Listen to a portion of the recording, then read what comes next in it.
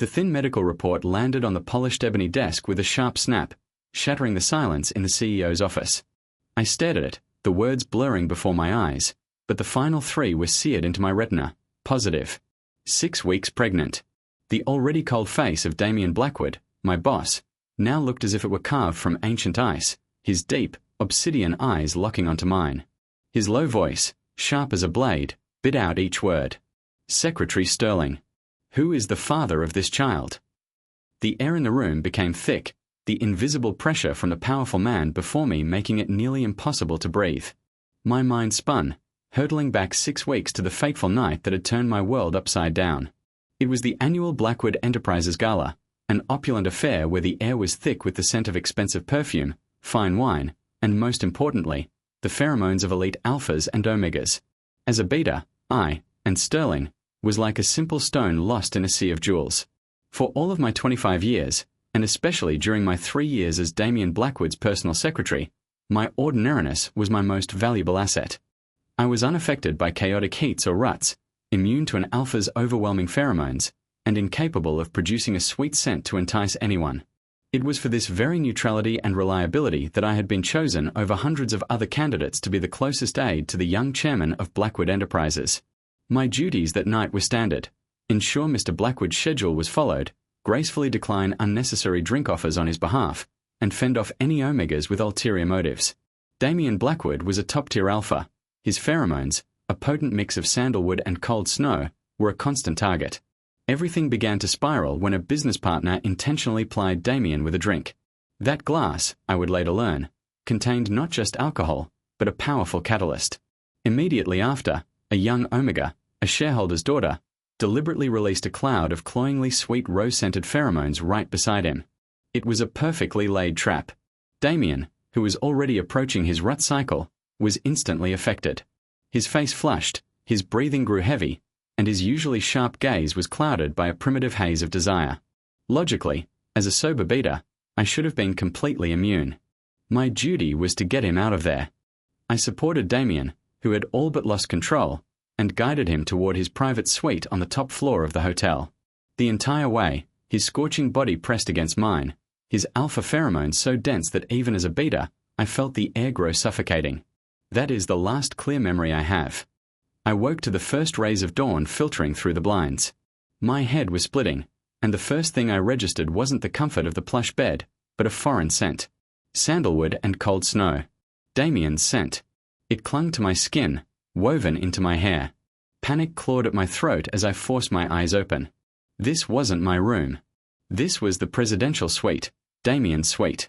And the man himself, the untouchable titan of industry I always kept a professional distance from, was lying beside me, his powerful arm draped possessively over my waist.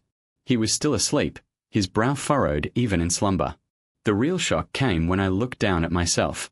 The silk blanket had slipped, revealing my bare shoulder, where dark bruises bloomed near my collarbone and faint scratch marks traced my skin.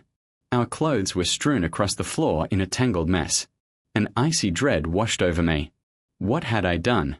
Or more accurately, what had we done? Survival instinct kicked in, overriding any further thought. While Damien was still asleep, I carefully untangled myself from his grasp, tiptoed across the plush carpet, and snatched my clothes. I dressed with trembling hands, every movement feeling like I was walking on broken glass. I didn't dare look back at him, didn't dare make a sound. Like a thief fleeing the scene of a crime, I slipped out of the room, pulled the heavy door shut behind me, and ran. For the past 6 weeks, I had tried to bury that horrifying memory, convincing myself it was just a nightmare. Damien never mentioned it. He remained the cold, demanding boss, and I the efficient, invisible secretary. I thought if I just stayed silent, it would all fade away. But now, this piece of paper had thrown an undeniable, unscientific, and utterly insane truth in my face. A beta like me was pregnant. And the timing, 6 weeks, matched that night perfectly. I will ask you one more time.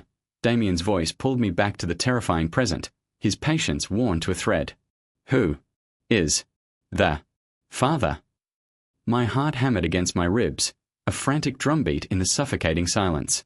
His question hung in the air, heavy and sharp. I had to say something, anything, to deflect the piercing intensity of his gaze. A mistake, I stammered. my voice barely a whisper. Mr. Blackwood, it has to be a mistake.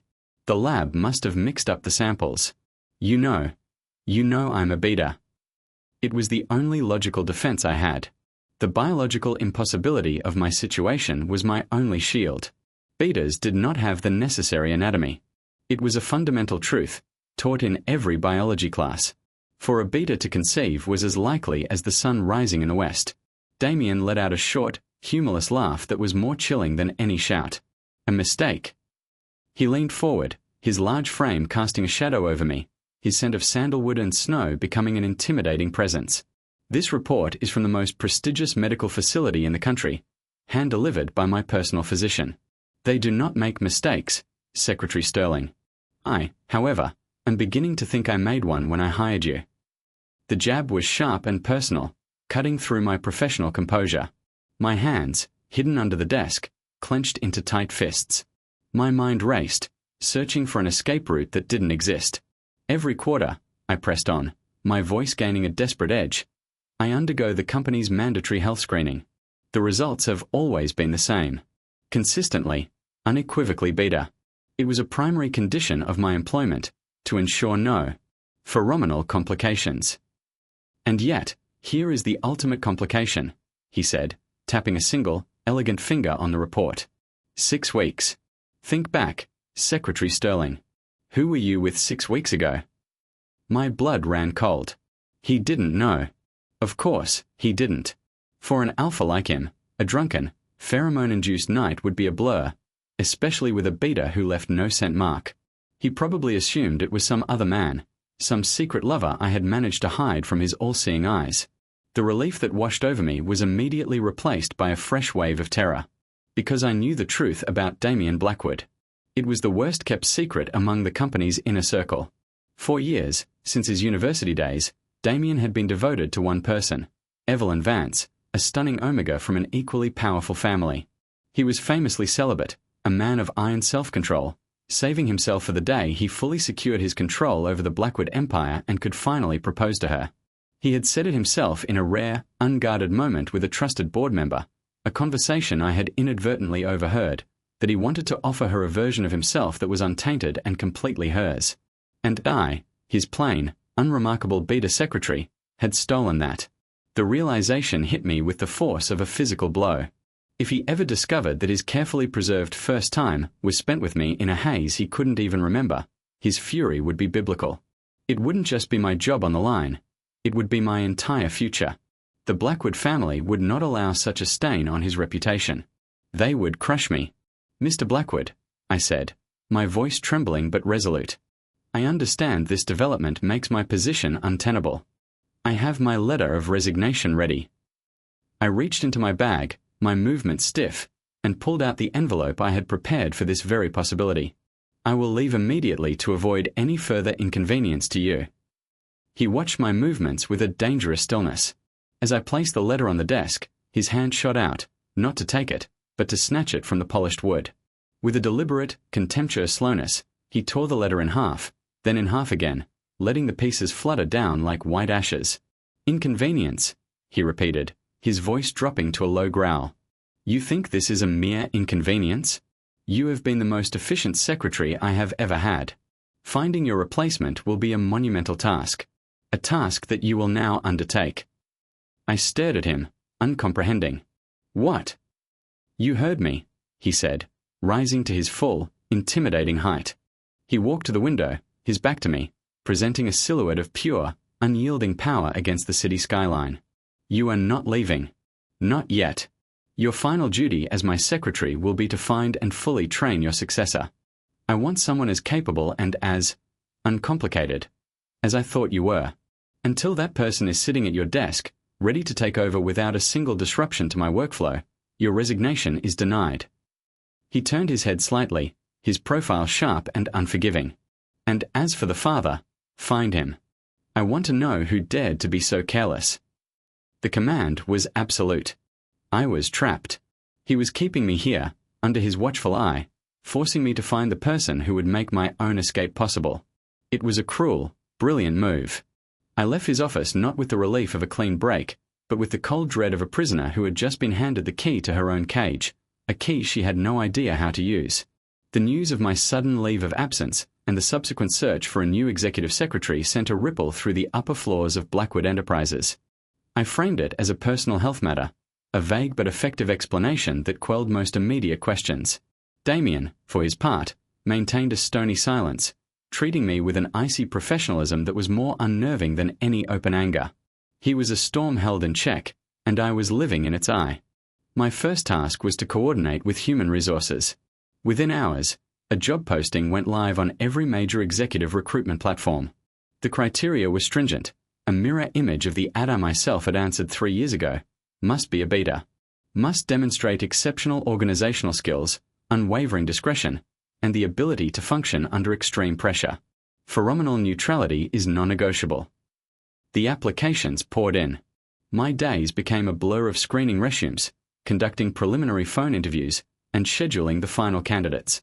It was a surreal experience, searching for my own replacement while the secret reason for my departure grew inside me. The early signs of pregnancy were becoming undeniable, a constant, low-grade nausea and a fatigue that settled deep in my bones. I survived on ginger tea and sheer willpower, plastering a calm, professional smile on my face while my world was tilting on its axis. A week later, I had narrowed the field down to 10 promising candidates. They were all sharp, experienced beaters, men and women who exuded the same quiet competence I had prided myself on. The final round of interviews was to be held in the main boardroom, with Damien himself presiding. This was the ultimate test. The day of the interviews arrived, grey and overcast, mirroring my mood. The 10 candidates sat nervously in the waiting area, their polished shoes and crisp suits a testament to their ambition. 10 minutes before the scheduled start time, Damien was still nowhere to be seen. His office was empty, and he wasn't answering his private line. Panic began to prickle at the back of my neck. He was notoriously punctual. His absence was a deviation from the norm, and any deviation now felt like a direct threat. Just as I was about to call his driver, the boardroom doors swung open. Damien strode in, his tailored suit immaculate, but with a tension in his shoulders I recognized all too well. "My apologies for the delay," he announced to the room, his voice a low baritone that commanded immediate attention. He didn't offer any explanation. He never did. The interviews began. Damien was relentless. He sat at the head of the long table, a silent predator, letting me ask the initial questions before he would interject with inquiries so sharp and unexpected they left the candidates reeling.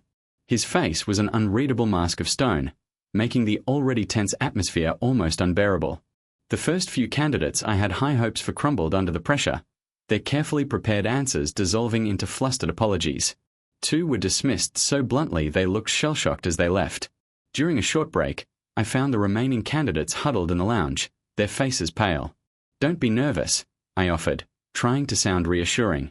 "Mr. Blackwood just has a formidable presence. He values composure. Just be direct and confident." My words seemed to have the opposite effect. They looked at me with a mixture of awe and terror, as if I were a lion tamer trying to explain that the beast was really just a big cat. "Secretary Sterling." Damien's voice cut through the air from the doorway. He beckoned me with a slight nod of his head. I followed him into the adjacent private pantry. He walked over to the coffee machine where I had just poured myself a cup. Before I could take a sip, he took the mug from my hand and poured the dark liquid down the sink. "You shouldn't be drinking that," he said, his back still to me. His voice was flat, a simple statement of fact. He then opened a small refrigerator and took out a carton of milk, pouring a glass and pushing it into my hand. My fingers brushed against his. A jolt, like static electricity, shot up my arm. "It's not good for the—" He paused, his jaw tight. "For your condition." The gesture was so out of character it left me momentarily speechless. This was the man who never concerned himself with the personal well-being of his staff beyond its impact on their work performance. This sudden, almost paternal, solicitude was deeply unsettling. "Thank you, sir," I murmured, staring into the milky white liquid. He turned to face me, his dark eyes searching mine. "Who do you favor so far?" The question caught me off guard. I thought the woman from Sterling Corp, Ms. Albright, was very promising before. "Before I dismantled her 5-year plan in 30 seconds, he finished, a cynical curve to his lips. "Promise isn't enough." I need perfection. He leaned against the counter, crossing his arms. The movement pulled the fabric of his suit taut across his broad chest. Let's try a different approach. I'll ask one final question to the remaining candidates. When the interviews resumed, Damien waited until the final candidate had finished their presentation. He then leaned forward, steepling his fingers, his gaze sweeping over the exhausted hopefuls. A hypothetical question, he said, his voice dangerously soft. Imagine your closest colleague, a beta, suddenly discovers they are pregnant. A biological anomaly with no precedent. They do not know who the father is, or they are unwilling to say. How would you advise them? What is the correct, logical course of action? The room fell into a stunned silence. I felt the blood drain from my face. This wasn't a question. It was a verdict. It was directed at them, but it was meant for me. The candidates exchanged confused glances, struggling to formulate an answer to a scenario so bizarre it sounded like a riddle. They should terminate, of course, one man finally blurted out, trying to sound pragmatic. The career risks, the medical unknowns, it's the only logical choice. An investigation is required, another woman countered. Identify the father. Hold him accountable. It's a matter of responsibility. Damien listened to each answer, his expression unchanging. But I could feel his eyes on me, cold and analytical, dissecting my reaction. He was using this interview not just to find my replacement, but to corner me, to force my hand in a cruel, public yet private spectacle. He was trying to solve the puzzle of me, and he was using his immense power to turn every piece over, one by one. The hypothetical question hung in the air long after the last candidate had departed, leaving a chilling echo in the empty boardroom. I felt exposed, as if he had peeled back my skin layer by layer in front of a room full of strangers. I began clearing the files, my hands unsteady. Their answers were inadequate. Damien's voice came from behind me, low and resonant. It was an unorthodox question, Mr. Blackwood, I replied, not turning around. They were unprepared. Life is unorthodox, he retorted. I require a secretary who is prepared for anything, including the illogical. He took a step closer. I could feel the heat radiating from him, could almost smell the faint, clean scent of his cologne over the sterile air of the boardroom. None of them understood the core of the issue. The vulnerability. The isolation. I finally turned to face him, my professional mask firmly in place. What would you have considered an adequate answer, sir? His eyes, dark and intense, bored into mine. The correct answer would have been to offer unconditional support, to protect the colleague's privacy above all else, to become their shield, not their judge. His gaze flickered down for a fraction of a second, towards my abdomen, before returning to my face. Responsibility does not begin and end with blame. The words were a labyrinth. Was he lecturing me? Or was he, in some impossibly twisted way, telling me what he expected from the father, the shadow man he believed was out there? With all due respect, sir, I said, my voice tight, this line of questioning is making it impossible to find a suitable candidate. If we don't find a replacement, the workload on your desk will become unmanageable. The chief secretary role was the final gatekeeper.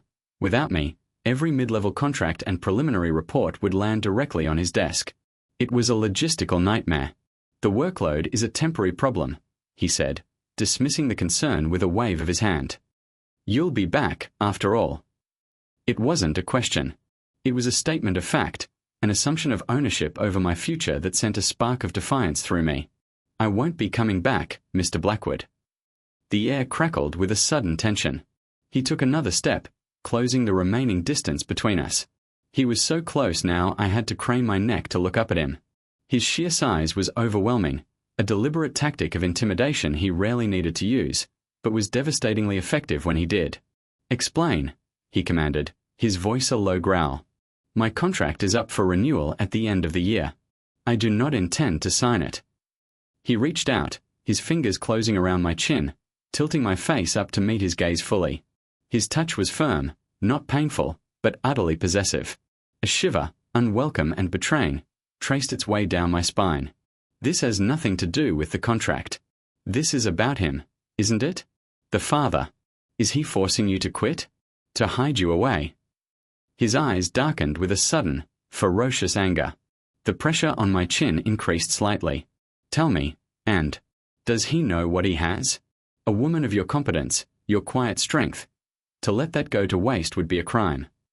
This has nothing to do with him. The lie felt flimsy on my tongue. The man he was furious at was him. The situation was so absurdly tragic it was almost comical. Then why the secrecy? Why the rush to disappear? He pressed, his thumb stroking my jawline, a gesture that felt both threatening and strangely gentle. I am beginning to believe you are in trouble. That you are being coerced. Mr. Blackwood, please, I whispered, the fight draining out of me. The proximity, the intensity, the sheer force of his will, it was all too much.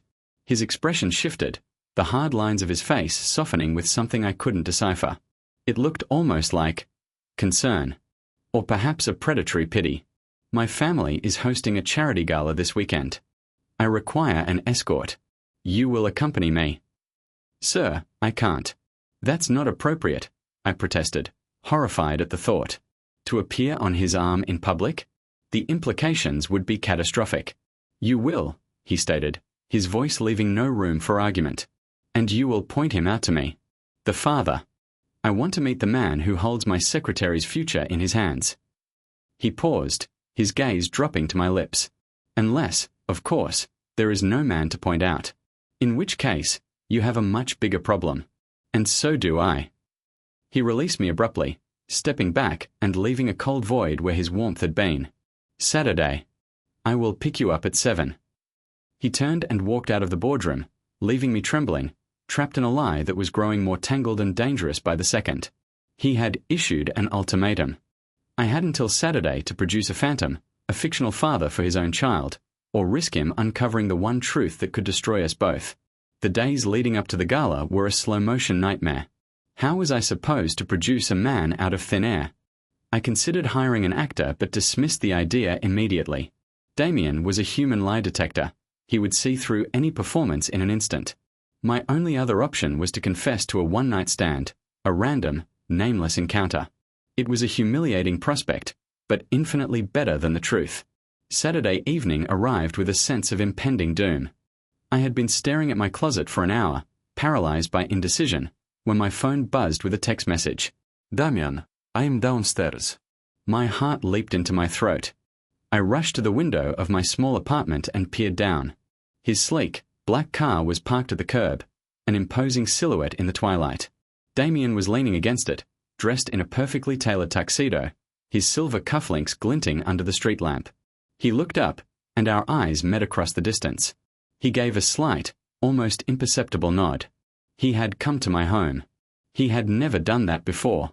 My professional and personal worlds, which I had fought so hard to keep separate, were now colliding. Before I could retreat from the window, my phone rang. It was him. Are you going to make me come up? And his voice was a low, smooth rumble through the phone. Because I will. Panic seized me. He couldn't come up. My tiny apartment was my sanctuary, the only place that was truly mine. The thought of him standing in my living room, his powerful presence dwarfing my modest furniture, was unbearable. No. I'm coming down now, I said quickly, grabbing the simple black dress I had chosen and slipping it on. It was elegant but understated, the uniform of a woman trying to be invisible. Downstairs, the reality of him was even more overwhelming. He opened the passenger door for me, a gesture of old-world courtesy that felt strangely intimate. The car smelled of rich leather and his signature scent of sandalwood and snow. As we pulled away from the curb, a heavy silence settled between us. I stared out the window, my mind racing, trying to rehearse the lies I would have to tell. So, he began, his voice casual, but with a steely undercurrent. Where is he? Your mysterious man. Is he meeting us there? He had a last-minute work emergency. I lied, the words tasting like ash in my mouth. He sends his apologies. A muscle feathered in his jaw. Convenient. The gala was held at a lavish downtown hotel, the ballroom glittering with chandeliers and overflowing with the city's elite. Walking in on Damien Blackwood's arm was like stepping into the spotlight of 1,000 suns. Whispers followed us, and every glance felt like a physical touch. I kept my head high, my expression neutral, channeling every bit of the composure I had perfected over the years. Throughout the evening, Damien was the epitome of charm and power, greeting business rivals and influential figures with a cool confidence. Yet, I felt his attention was always, somehow, tethered to me. He kept a hand on the small of my back, a seemingly proper gesture that felt intensely possessive. When an overly eager alpha tried to engage me in conversation, Damien's gaze alone was enough to make the man stammer an apology and retreat. He was protecting me. The realization was as confusing as it was alarming. Later, we stood on a secluded balcony overlooking the city lights. The noise of the party faded to a dull hum. "You're a terrible liar, and," he said softly, his voice devoid of its earlier harshness. He turned to face me, his dark eyes reflecting the glittering cityscape. "I don't know what you mean," I insisted, my voice weak. "There is no man, is there?" he stated, not as a question, but as a conclusion he had reached. "That night, 6 weeks ago, you were with me, weren't you?" The world stopped. My breath caught in my lungs, and a roaring sound filled my ears. He knew. Or he suspected. How? Had he remembered something? "Mr. Blackwood, that's—" "Stop," he interrupted, his voice gentle but firm. "Stop lying. I may not remember the details of that night. I was compromised. But I remember the aftermath. The scent in my room. Not the cloying sweetness of that Omega's roses, but something subtle. Something clean. Like fresh linen and rain." He took a step closer, his gaze unwavering. "Your scent. I've smelled it on the files you hand me, in the air when you leave my office. It was your scent on my sheets." I was speechless, utterly stripped of my defenses. The secret I had guarded so fiercely was unraveling before my very eyes. "I didn't plan for any of this to happen," I whispered, tears welling in my eyes, all pretense of composure gone. "I was just trying to help you, to get you away from them." His expression softened, a flicker of something raw and vulnerable in his eyes that I had never seen before. "I know." He reached out and gently brushed a stray tear from my cheek with his thumb. "And I have been a fool." He let out a long, slow breath. "All this time, I've been searching for a phantom, furious at a man who doesn't exist, while the truth was right in front of me." He looked away, towards the endless stretch of city lights, a profound sadness in his profile. "Evelyn, she got engaged last week. To a duke. She's moving to England." He said it quietly, matter-of-factly, but I could hear the fracture in his voice. "The woman I thought I was building an empire for has built a life without me. And the one night I lost control. The one night I broke my own rules." He trailed off, turning back to me, his eyes dark with a maelstrom of emotions. "It was with you." He looked at me, truly looked at me, perhaps for the first time. Not as Secretary Sterling, his efficient beta employee, but as Anne, the woman who was carrying his child. And in that moment, I realized the situation was infinitely more complicated and dangerous than I had ever imagined. I wasn't just the keeper of his secret shame. I had become the living embodiment of his greatest failure. The confession on the balcony changed everything and nothing at all. Damien now knew the truth, but this knowledge didn't bring clarity. It brought a suffocating, complex tension. He drove me home in complete silence, the atmosphere in the car so thick with unspoken thoughts it felt hard to breathe. He walked me to my apartment door, hesitated for a moment as if he wanted to say more, and then simply said, "Get some rest, and we'll talk on Monday." But on Monday, we didn't talk. Instead, a team of movers arrived at my apartment. They were discreet, professional, and presented me with a direct order from Damien Blackwood. I was to be relocated. My protests were politely but firmly overridden. My new home was a penthouse apartment in a luxury high-rise owned by Blackwood Enterprises. It was stunning, floor-to-ceiling windows with panoramic city views, minimalist furniture in shades of cream and grey, and a kitchen stocked with organic foods and prenatal vitamins. It was a palace. And it was a prison.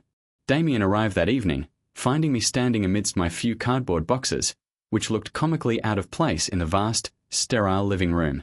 "What is this, Mr. Blackwood?" I asked, my voice shaking with a mixture of anger and fear. "This is a solution," he stated, his tone leaving no room for debate. He removed his suit jacket, tossing it over a chair with a weary sigh. "You are carrying my child. My heir. I will not have you living in a fifth-floor walk-up, nor will I risk any complications. Here, there is 24-hour security, a physician on call, and I can ensure you have everything you need." Everything I need. I need my life back. I retorted, my voice rising. I didn't ask for any of this. Neither did I, he shot back, his control finally snapping. The raw frustration he'd been suppressing for days bled into his voice. Do you think this is what I wanted? My entire life has been a carefully constructed plan. Every move, every decision, made with a single goal in mind. And now? He gestured around the opulent room, a bitter laugh escaping him. Now there is this. A complication I can't control, a responsibility I never intended. He walked towards me, his anger receding as quickly as it had flared, replaced by a deep-seated weariness. This isn't about us, and not anymore. This is about the child. It is the first Blackwood of the next generation. It needs to be protected. Protected from what? From whom? I challenged. From everyone, he said grimly. From my family, who would see you as a threat to be eliminated. From my business rivals, who would see this child as a weakness to be exploited. From the world, which would tear you apart. And so began my life in the gilded cage. Damien was true to his word. I wanted for nothing, materially. A private chef prepared my meals. A personal driver was at my disposal, though my destinations were limited and pre-approved. He hired a new temporary secretary, Ms. Albright, the sharp candidate from the interview, to manage his schedule, but all major decisions were still routed through me via secure tablet. I was still his chief secretary, but my office was now a plush armchair with a view of the sky. Damien himself became a constant, hovering presence. He started working from the penthouse several days a week. We fell into a strange, domestic routine that was utterly devoid of intimacy. We ate meals together in near silence, discussing quarterly reports and market projections. In the evenings, he would sit in the living room reading financial documents while I read novels on the sofa opposite him. It was during one of these quiet evenings that the first real crisis hit. A sharp, cramping pain shot through my lower abdomen, so intense it stole my breath. I cried out, clutching my stomach as I doubled over. Damien was by my side in an instant, his face a mask of alarm. He scooped me up into his arms as if I weighed nothing and carried me to the car. Hang on, and just hang on. At the hospital's private wing, the doctor, a stern-faced woman who was clearly on Damien's payroll, ran a series of tests. She returned with a grim expression. The fetus is unstable, she explained, looking directly at Damien. This is highly unusual for a beta pregnancy. In fact, the entire situation is unprecedented. But our readings suggest the fetus is craving something. It's experiencing distress due to a lack of paternal alpha pheromones. Damien stared at her. But she's a beta. She can't detect them. Her conscious mind can't, but on a primal, biological level, her body and the fetus within it can, the doctor insisted. The fetus was conceived from a top-tier alpha during a period of extreme pheromonal saturation. It has developed a dependency. It needs regular, sustained exposure to your specific pheromonal signature to stabilize. She fixed him with a critical stare. You're the father. You need to provide it. Daily. It's the only way to ensure a viable pregnancy. The air in the sterile room grew thick with the implications. This wasn't just about protection anymore. It was about a biological chain that bound me to him, and his child to me, in the most primal way imaginable. Later that night, back in the penthouse, the awkward distance between us had become an impassable chasm. He stood by the window, his back to me. I will do whatever is necessary, he said, his voice strained. What does that even mean? I whispered from the bed, where I was under strict orders to rest. He turned, and in the dim light of the city, I saw the conflict warring in his eyes. He was a man of honor, trapped by a circumstance that defied all his codes. It means, he said slowly, walking towards the bed, that until this child is born safely, you and I are bound together. In every way. He sat on the edge of the mattress, the dip in the bed pulling me slightly toward him. He reached out, his hand hovering over my still flat stomach. I will not fail this child, and I will not let you. His hand came to rest gently on my abdomen. Through the thin fabric of my nightgown, his touch was a spark of warmth against my skin. And in that moment, under the weight of his hand and the gravity of his vow, I understood. My escape was no longer a possibility. I was no longer just and sterling. I was the vessel for the Blackwood heir, and Damien Blackwood would never let me go. The doctor's diagnosis irrevocably changed the dynamic between us. The sterile distance was replaced by a forced, awkward proximity. Every evening, Damien would sit with me for an hour, deliberately releasing his pheromones into the room. For him, it was a clinical, necessary task. For me, it was a bizarre ritual. I couldn't smell the sandalwood and snow he was projecting, but I could feel the change. A sense of calm would settle over my body, the low-grade anxiety that had become my constant companion would recede, and the cramping pains vanished completely. The fetus, it seemed, was content. One evening, as he sat in the armchair across from me, I finally broke the silence that had stretched for days. "You hate this, don't you?" He looked up from the tablet in his lap, his expression guarded. "It is my responsibility. My feelings are irrelevant." "No, they're not," I pressed, a strange boldness rising in me. "You look at me and you see a mistake. The end of your plans. The woman who isn't Evelyn Vance." The mention of her name made him flinch. He set the tablet aside, the screen going dark. "That's not fair, and isn't it?" I asked, my voice softer now. "For years, you built your life around the idea of her. You saved yourself for her. And now you're bound to me, your plain beta secretary, in the most intimate way possible. You're forced to scent me every night like I'm your chosen mate, all because of a biological accident." He stood up and walked to the window, his default position when confronted with emotions he couldn't control. What I felt for Evelyn was an idea, a goal I set for myself when I was young.